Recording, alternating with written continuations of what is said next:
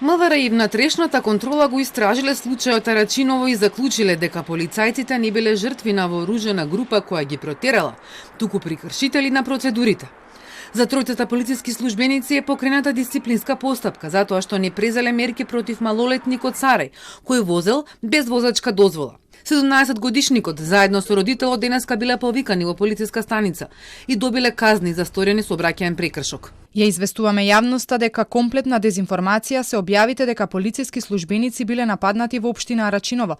Од извршените проверки е утврдено дека на 30.11 тројца полициски службеници запреле возило Volkswagen управувано од малолетник, но не ги презеле потребните службени дејства за што против нив се изготвени иницијативи за дисциплинска постапка, а во извршените службени разговори тројцата полициски службеници негираат дека било кој им се заканувал или вршел притисок врз нив. Случајот Арачиново според опозицијската ВМРО ДПМН е дивење на криминална банда.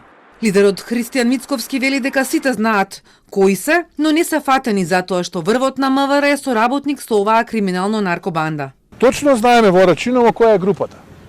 Точно знаеме кои возила ги возат. Точно знаеме каде живеат. Точно знаеме со што се занимаваат тие луѓе. И точно знаеме со кои полициски функционери се на линија. А зошто не објават? Зошто не ги објават? Зошто не ги уапсат?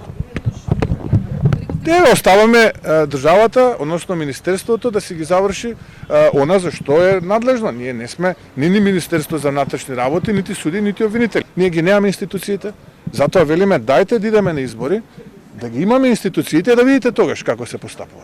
Да видите дали тогаш ќе се случи да влезат овие мангупчиња и така да се однесуваат. Мицковски најави интерпелација за министерот за внатрешни Спасовски во наредниот период.